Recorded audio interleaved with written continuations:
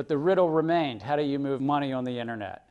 Or in essence, how do you move value peer-to-peer without a centralized intermediary? And that's the core of blockchain technology.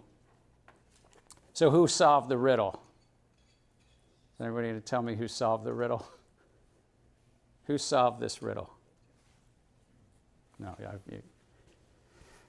you're wearing a T-shirt that says Quentin Tarantino. So I think Quentin Tarantino should solve a riddle. What's that? What's your name? Brutus. Brutus. And who solved this riddle? Satoshi Nakamoto. Yeah. So a peer-to-peer cash. This is the actual doc top of an email that was sent out on Halloween 2008 by Satoshi Nakamoto. We don't actually know who Satoshi Nakamoto is, but it's a study question a few lectures from now to ask you to tell me who you think Satoshi Nakamoto is. So I won't ask that now. And he started with a very simple sentence in his email. I've been working on a new electronic cash system that fully peer-to-peer with no trusted third party. It's kind of a modest statement. And so the question is this another internet layer? We're going to explore that this whole semester. I don't really have the answer. I don't think the best minds at MIT could really yet tell you. There are some who are maximalist and say, yes, it will be. And there are others who will say, no, no, no. And in this course, we're going to review the minimalist and the maximalist. We're not going to try to center it in one place. But that's the key kind of question. So what is a blockchain?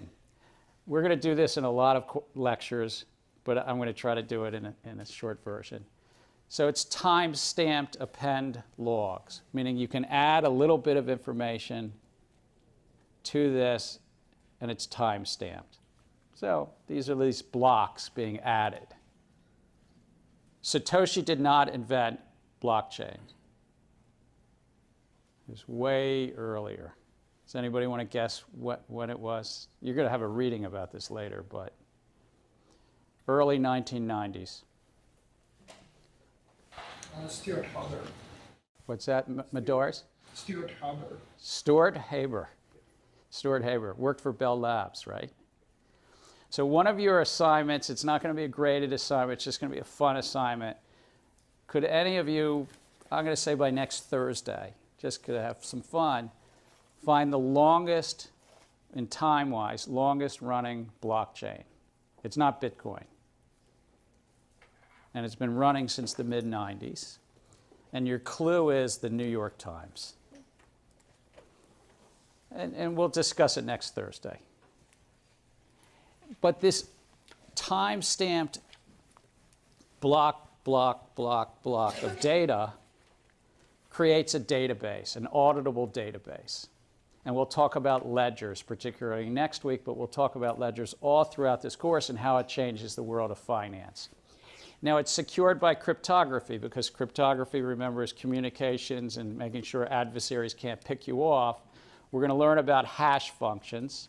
And hash functions are a really important part of cryptography, and initially for databases and how to search and store information in databases. But in this circumstance, hash functions were the way to not only append the next block to the prior blocks, but really importantly, to compress data, to make it more manipulatable, and to verify it. And as I've written here, tamper resistance and the integrity. Digital signatures, which has to do the public key, private key cryptography. There is no prerequisite to this course. You do not have had to have taken computer science, cryptography, algorithms. If I could learn a little bit about hash functions and asymmetric cryptography, these are the two key important sides. And we have enough computer scientists in this room that can sort us out if I say the wrong thing. Right, Medors? Hopefully. And then consensus. So there's a really important part of blockchain is how do you decide who appends that next block? Because when I went back here, there's block and block each of these blocks, somebody has to decide who appends, who gets to pick the next block. And that's what's called consensus protocol. And there's wide debates about consensus protocol. And we'll talk a lot about consensus protocol. But in essence, it addresses something, a term called the cost of trust. And we'll talk about Byzantine generals problems, which is another reading. The Byzantine generals problem was laid out as a sort of mathematical game theory issue some 30-ish years ago. That's what Satoshi Nakamoto solved, was this last part, the Byzantine generals problem. Pizza for Bitcoins. A year and a half after Satoshi Nakamoto laid out blockchain, Bitcoin, somebody sent an email, and you'll get these slides, but this is the real live email. I'll pay you 10,000 Bitcoins for a couple of pizzas. I just want some pizzas. The guy who sent this, he says, I like onions, peppers, sausage, mushrooms. Laszlo. Now catch the date. This is May 18th, and he's offering 10,000 Bitcoins of 2010. But the key line is, what I'm aiming for is getting food delivered in exchange for Bitcoins. Nobody had used Bitcoins as a medium of exchange. 16 months into its existence, nobody had used it to buy something. And Laszlo, as a computer scientist in Florida, was just kind of interested, and he put this out on an email list. 3 days later, he still doesn't have his 2 pizzas. So nobody wants to buy me a pizza. Is the Bitcoin amount I'm offering too low? Another day goes by, he gets his pizzas. And he posts pictures.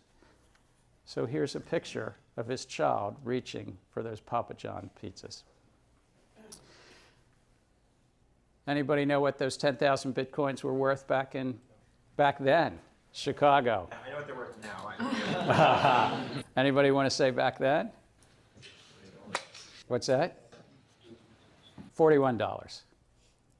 And Laszlo was saying 2 pizzas are probably worth 25 to 30, because there's a whole email thread. He kept saying, why won't anybody get me my pizzas? You can make money on this. Today, or earlier, last night, $66 million. So it's a kind of a cute story. May 22nd every year is called Pizza Day or Bitcoin Pizza Day or something. So.